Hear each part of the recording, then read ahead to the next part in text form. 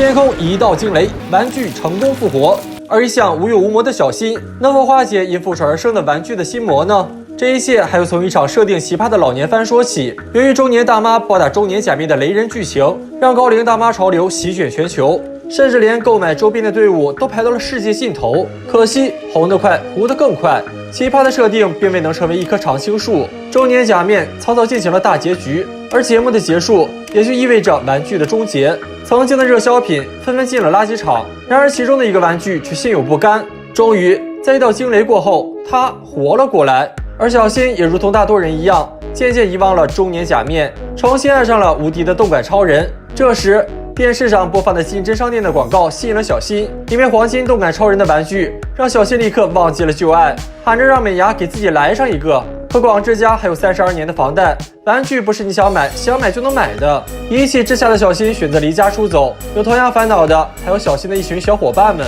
而就在这时，金针商店的吉祥物突然出现在眼前，众人一路追随吉祥物的脚步来到了后山，穿过一条迷幻的丛林隧道后，众人竟来到了一处异世界。这里有一处很大的玩具屋，正是金针商店。众人完全被眼前的景象所吸引，也不管是不是拐卖儿童的芯片局，乘上摇晃木马就来到了玩具屋前。而门后的世界简直就是小孩子的天堂啊！不仅有着儿童乐园的顶级配置，甚至还有着名为玛丽的猫充当着导游。当然，它是个非卖品，而这里有着不成文的规定，那就是禁止一切大人入内。觉察到异样的风间决定原路返回，可今天偏偏是开店纪念日，所有玩具全部免费。这种诱惑，小孩子哪里扛得住？纷纷表示要留下参加。而在玩具屋的深处，一场由玩具引发的复仇正在慢慢上演着。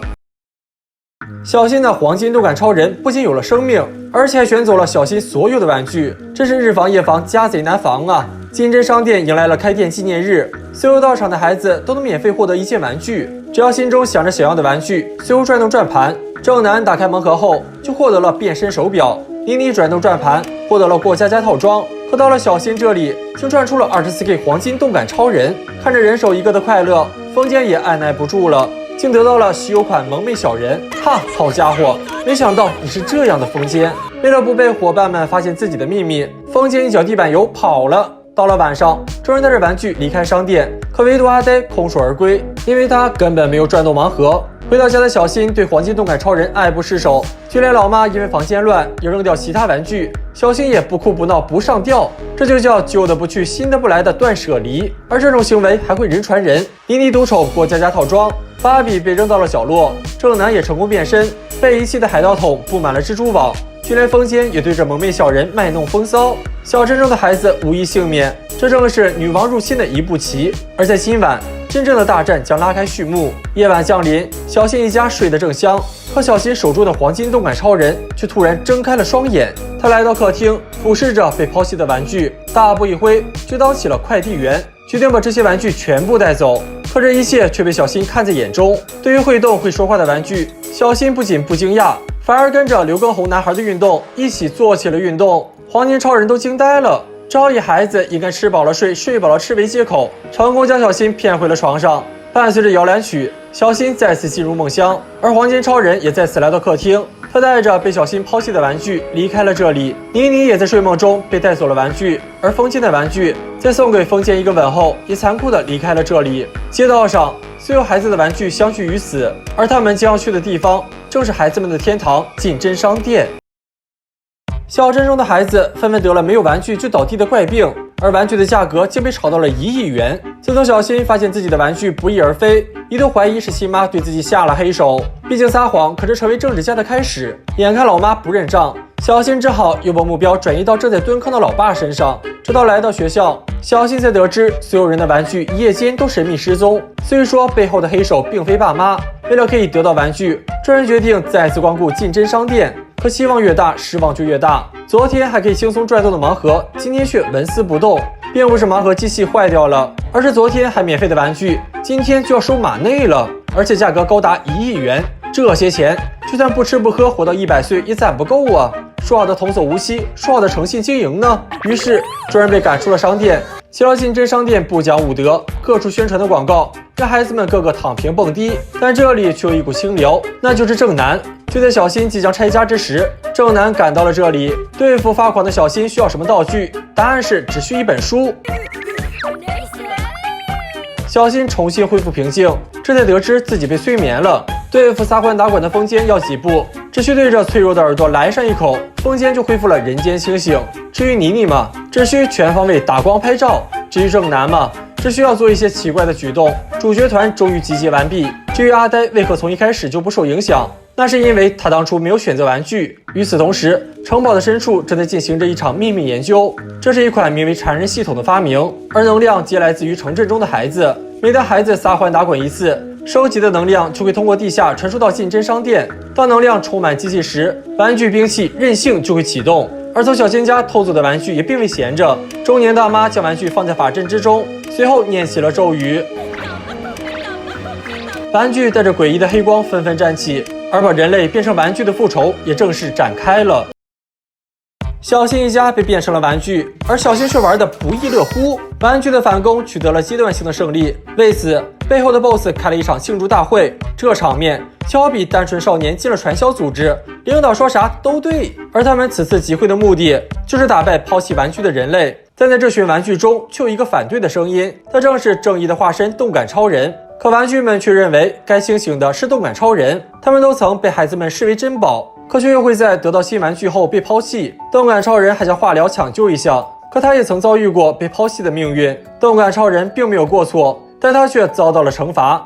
小新一行人聚在一起讨论着最近的怪事，可他们毕竟只是个孩子，最终只能决定去找家人商量。与此同时，美伢还在家中寻找小新的玩具，而就在这时，有个玩具从天而降。美伢不曾见过这个玩具，以为广志又私藏私房钱给小新开小灶。就在广志否定的同时，玩具竟然说话了。所以等小新回到家中时，小白就变成了电子小白，而房间中就更诡异了。小新一屁股坐下，坐垫竟然发出了声响。小新人狠话不多，对着美伢就是9981坐，接着拿起桌上的玩具一拉，广志发出了惊恐的笑声。如果不出意外的话，意外它要来了。玛丽猫手拿篮球，利用它将小新也变成玩具。小新眼睁睁看着40寸大彩电变成了1寸迷你版，不仅不慌，还让玛丽猫继续。玛丽猫差点就着了小新的道，直到这时，小新才意识到爸妈早已成了玩具。直到玛丽猫瞄上了小葵，小新才有了紧迫感。但万万没想到，徒手接篮球的小葵竟自己坑自己，最终也成了不倒翁。眼见玛丽猫要对自己下手，小新凭借风骚走位，直接给玛丽猫盖了个帽。随后小新逃离了这个是非之地，可他不知道的是，高空之中有个更可怕的存在正在窥视着他。玩具正进行着将人类变成玩具的反攻，而小新的一句话却让无解的困局出现了转机。小新虎口逃生，发现小伙伴们都躲在此处，而他们的爸妈同样被变成了玩具。就在此时，一个巨大身影出现在眼前，小新膀胱一扫，确定是他的动感超人。无有无谋的小新冲向了他。不仅其他人的玩具也纷纷到场，远处的堡垒上还有着更多复活的玩具，而他们的首领正是被闪电劈活的女王奥邦。岂料小新不仅不怕，还开启化疗模式，企图纠正女王扭曲的心灵。可解救是女王自信放光芒，小新众人被玩具团团包围。妮妮不明白为何会走到反目成仇的地步，可这些都是他们抛弃旧玩具酿下的过错。正所谓仇人见面分外眼红，玩具发起了总攻，要不是他们风骚走位，早就变成了玩具。小新还偏在这时平地摔，眼看要被篮球变成玩具，一个肥壮的身躯却挡在了小新面前。他是惩恶扬善，头上只有3撮毛，长相猥琐却代表正义的中年假面。原来当时被闪电复活的不只有女王，还有他。他希望女王可以停止把人类变成玩具的计划，而一旦孩子的韧性能量被收集完毕，世界将会在7天内全部变成玩具。中年假面虽然身为玩具，但他却选择站在了孩子的阵营。可惜他人狠话又多，战力却只有渣渣灰。看着女王猖狂的大笑，正南突然想起了女王的身份。女王出自不久前的人气动漫，只可惜昙花一现，最终成了默默无闻。而小新有幸看了最后一集，明明是凌晨4点播放的冷门番，可小新半夜起床入厕，便赶上了最后一集。正当小新要说出剧情时，女王却不讲武德，打断了小新。眼看玛丽猫要对孩子们下手，中年假面便使出了终极奥义，那就是化疗模式。小猫咪能有什么坏心思？只是想听到别人夸自己，这一夸就让他成为了杂耍猫。小新等人则趁机跑路，但女王人间清醒，她让玩具追赶小新众人，而女王怪异的举动引起了风间的怀疑。动漫的最后一集必定隐藏着巨大的秘密，于是众人来到影像店，可最后一集的影碟却让风间惊呆了，确定这是给小孩子们看的吗？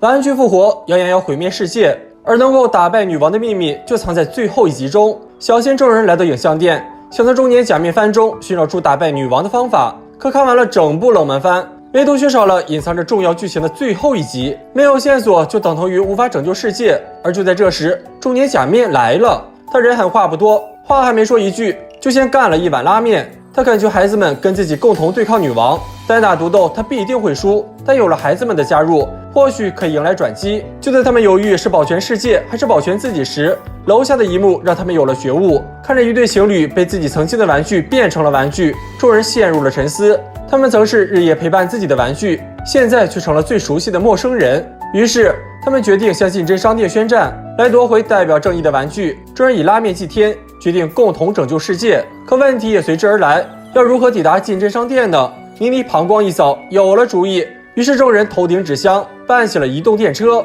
只要看起来像个电车玩具，就不会被其他玩具发现身份。而小镇中的孩子已被玩具控制，逼迫他们释放韧性能量。与此同时，因为动感超人当日对小新的保护，让女王对他心生芥蒂，于是动感超人被加上了数值台，被迫看起了动画。这是玩具熊被孩子们伤害的自述，一次次的伤害让他将孩子视为敌人，而这些残忍的画面终于动摇了动感超人。另一面的小新众人此时也遇到了问题，玛丽猫突然出现在车前，还好他只是日常巡逻，并非发现众人的异常。可就在离开之时，小新引以为傲的面包片却将众人暴露在猫前，众人一脚地板油却逃进了死胡同。可当一群玩具赶到时，众人却原地消失了。原来他们是通过井盖躲进了下水道，而这里直通竞争商店。此时风间问起了中年假面最后一集的剧情，可中年假面因为雷人造型出场3集就被写死了，所以根本不知道后续剧情。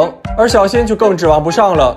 就在这时，3只玩具鼠发现了他们。正南上一秒还哭着找妈妈，结果下一秒一拳一个玩具鼠，一脚2个玩具鼠，送走了对方。哈，天晴了雨停了，我又觉得我行了。殊不知这一切都被女王看在了眼中。玩具鼠的战斗力或许不行，但女王座下还有一名更强大的存在。正南被装进了玩具桶，如果插错一刀，他就会成为鲨鱼的晚餐肉。小新众人终于通过层层阻碍来到了竞争商店。正南自从上一次一拳解决掉3条小可爱后，自信心直冲天灵盖，但万万没想到，众人在进入商店后却中了变小魔法，眼看伙伴们一个个消失，最后一刻中年大叔抱起小新，也消失在了法阵中心。他们被传送到了一处虚空中，这是因为他们触发了商店的防御系统，而制造此系统的正是眼前的博士。而要见到最终 BOSS 女王，就必须要先通过他这一关。如果输了，他们将会成为玩具商店的奴隶。与此同时，正南被装进了玩具桶，要与他对决的也是老熟人，正是正南的玩具蓝胡子船长。比赛规则很简单，只需插入刀后正南不飞出则算赢，如果飞出，那就会成为鲨鱼的晚餐肉。阿呆表示太好玩了。船长举起刀的那一刻，正南吓得3魂少了7魄，还好暂时安全。可到了阿呆这里就是玩心跳了，话都不说直接插。与此同时，妮妮来到了一处繁华小镇，等待她的是她的玩具美嘉酱。美嘉虽然曾经属于妮妮的玩具，可她对妮妮的品味实在无法认同，于是她决定与妮妮来场关于时尚的对决。顿时两人来到了秀场，别看题目特别长，总结下来就3个字：讨好婆婆装。而另一面的小新也迎来了对决。小新想让中年假面往前冲，可中年假面最自信的就是输掉比赛。至于小新的比赛，是用胯关节带动2腿全速前行的对决，简称赛跑。哈，这个中年假面可在行，毕竟对方可是个颤抖的小老头。一声令下，中年假面遥遥领先，反观对手还躺平在起跑线呢。但他们万万没想到，博士并非普通的发条人偶，而是会储蓄力量的高爆发选手。仅仅一瞬间，博士就从输家变成了赢家。众人都有了自己的比赛，那么等待风间的又会是何种修罗场呢？为了可以见到最终 BOSS， 小新等人跟玩具搞起了比赛。妮妮的比赛是一场关于如何取得婆婆喜爱的时装秀，规则很简单，只需打动眼前这些老母亲即可。而他的对手是他曾经的玩具美嘉酱。美嘉搭配了白蓝相间的清爽造型，而他还藏了杀手锏，那就是献殷勤。一句今年20，明年18，轻松拿下了5人中的4票。本以为这一局美嘉稳了，岂料倪妮不走寻常路，大金链子小手表，微微一笑大金牙，而且他还为老母亲布置了礼物。这闪瞎眼的票子竟在比赛中玩起了贿赂，你就说哪个人能不喜欢？于是全票通过，宝子们都学会了吗？另一面的正南还被装在桶中，现在只剩最后2把刀子。船长不断试探，吓得正南猛男哭泣，正南扛不住了，希望船长给个痛快。岂料船长颤抖着双手，因为他不忍心让正南也体验那种被弹出的恐怖。于是船长扔掉刀子，举起了白旗。岂料阿呆好奇害死猫，一刀送正南喂了鲨鱼。另一面的小新还骑在中年假面身上疯狂追赶，却看到前方有个深坑。原来博士想挖个陷阱，可惜腿太短出不去了。作为正义的化身，小新2人将对手博士救了出来。岂料博士不讲武德，一个冲刺把中年假面送进了陷阱。没想到这却唤醒了假面的能力，说好的比赛跑，假面就直接用飞的。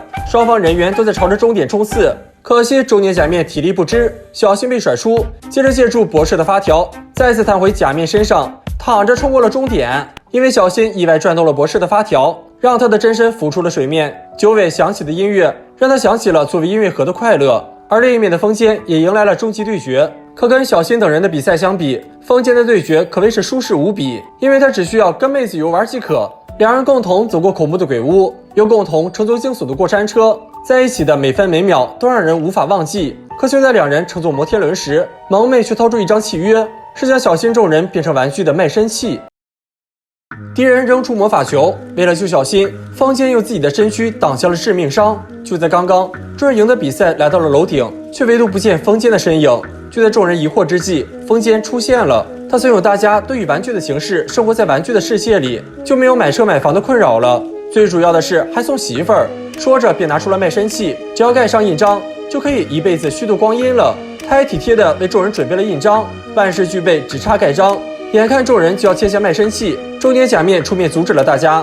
他拿起契约书仔细查看，发现了隐藏于其中的一行小字：如果他们刚才盖了章，将会成为玩具们一辈子的奴隶。这就好比个人隐私被偷取，最后闹到连房子都拱手让人，会毁了人的一生。中年假面指出了女王的阴谋，这让风间陷入了沉思，因为他那么相信萌妹，结果萌妹却套路自己卖身。眼看风间要被强行盖章，假面一句不要盖，让小新回想起了中年假面最后一集女王的结局。眼看女王的秘密要暴露，萌妹甩出篮球，风间为了保护小新，自己被变成了玩具。眼看单挑打不过，萌妹召唤出一群小弟玩起了群殴。妮妮等人决定牺牲自己拖住敌人，让小新和中年假面去找最终 BOSS 女王。这就是作为春日部防卫队的觉悟。小新2人也不负众望，成功来到了楼顶。这里正是女王的老巢，女王一发抗柱光线就击碎了假面的胆固醇屏障。此时的女王已无人能敌，而对付小新也无需自己动手。她喊出了小新曾经的伙伴动感超人，此时的动感超人已被洗脑，在他的眼中，小新就是最大的敌人。小新曾是他最好的伙伴，现在却要将小新置于死地，因为他被洗脑，认为孩子都是敌人。就在动感超人使出致命一击时，中年假面挡在了前面，眼看实力不敌，中年假面竟玩起了叛变，下跪磕头一气呵成。毕竟赢面太低，打不过就加入。他还送上了投名状，要以亲手解决掉小新，换取女王的信任。这波反转就问你小新怕不怕？中年假面释放出终极大招老年兽旋风，他紧紧抱住小新，不浪费一丁点臭气，这酸爽就好比体育生的鞋，闻上一口立马上青天。眼看小新被熏到渐渐失去了意识，动感超人终于想起来了，他与小新初次相遇在超市，可因为价格太贵，美伢不舍得给小新买，最后是小新的一再坚持，才让动感超人有了回家的机会。从此小新跟动感超人形影不离，无论是泡澡还是吃饭又或者睡觉，都有着动感超人的影子。即便把小葵弄哭，小新也不曾放手。有一次小新不敌恶犬，动感超人被抢走，小新冒着雨连夜寻找，甚至还跑去求助警察叔叔。最终小新在公园找到了残破不堪的动感超人，可小新却修好了他，让他再次有了存在的意义。回想起一切的动感超人泪流满面，他挡下了中年假面对小新的伤害。此时的他代表正义，为孩子而战。正义或许会迟到，但永远不会缺席。说着就要打得中年假面痛不生育，但这些其实只是中年假面的计划，希望可以唤醒动感超人的良知，否则早就有陈年脚气送走小新了。动感超人虽为玩具，却不后悔为小新而战，因为他从小新身上感受到了最真切的快乐。即便有可能再次被抛弃，他也会守护小新。只可惜为时已晚，玩具兵器只差一格就充满了，而真正的恶魔也即将苏醒。终极玩具兵器即将苏醒，世界即将变成玩具，而唯一能够破局的关键就在于小新脑中的剧情。可就在小新要剧透时，女王发起了攻击。即便动感超人发动了反攻，可3岁孩童的玩具又如何能是女王的对手？女王飞身跃起，骑在动感超人身上，狠狠勒住了他的脖子。动感超人感受到了对方的强大。就在女王要终结动感超人时，小新终于想起了女王的弱点，他大声呼喊，让动感超人按肚脐。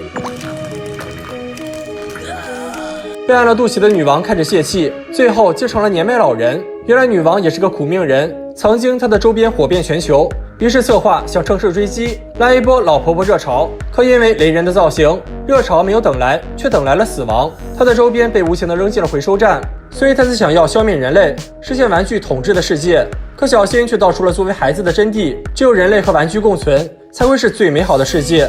可惜为时已晚，女王以为小新的伙伴都已成了玩具，但真相却是玩具跟人类玩到了一起，因为玩具的存在就是为了孩子。如果失去了孩子，玩具也就没有了存在的意义。看到朋友们都有的玩，小新任性的开始撒娇，意外充满了玩具兵器的能量。真正的面食之王即将诞生，岂料许久未见的玛丽猫再次现身，因为玩具兵器会将看到的第一个人认为母亲，而玛丽猫早已计划许久，还从最后一集中了解了女王的弱点，她要代替女王成为真正的玩具之王。玩具屋开始剧烈震动，动感超人抱起小新就逃，而中年假面也抱起老婆婆玩起了私奔。众人在草坪上再次汇合，而此时的玩具也都恢复了意识。然而就在此时，玩具屋变成了一个巨型娃娃，而娃娃的头顶内坐着的正是玛丽猫。玩具向人类宣战会有多精彩？玩具兵器韧性终于制造完毕，随便抬起的一脚就能送人上西天。眼看它要毁灭城镇，玩具们虽然弱小，却纷纷挡在了面前。可玩具兵器也是玩具，小新用自己擅长的运动操，就让娃娃玩得无法自拔。小新紧接一个体前屈，娃娃体内的玛丽猫就天旋地转。玛丽猫怒了，他命令娃娃喷射出光波，就将半个小镇都变成了玩具。就在这时，小新爬上娃娃，想进入操作室阻止一切，可却被娃娃拎在了手中。小新人狠话不多，有种你放手啊！于是娃娃满足了小新的愿望。关键时刻是博士救下了小新，而其他人的玩具也纷纷回归。另一边，被变成婆婆的女主终于开始悔过，看着女王自我颓废，假面不走寻常路，竟玩起了黄昏恋的原地表白。人闹黄昏遇真爱，让女王重新燃起斗志，这也为战斗带来了转机。另一面的战斗打得如火如荼，小新无意的一句话，将让地上跑的变成了天上飞的。这种不可思议的变化，让博士意识到孩子玩心的力量很强大。或许孩子和玩具合体的话，就会创造奇迹。于是动感超人喊上小新，跟小新完成了合体。就在娃娃对着众人射出光线之时，动感光波竟然扛住了伤害。与此同时，中年假面与女王也原地满血复活，他们也发动了合体技，而其他玩具也纷纷加入其中。制造出的奶嘴堵住了娃娃的嘴，动感超人释放动感光波补刀。在恢复成玩具前，动感超人跟小新道别。随着娃娃的爆炸，世界终于恢复了原样。勇敢的玩具们虽然在战斗中变得破破烂烂，但他们不会再被抛弃了。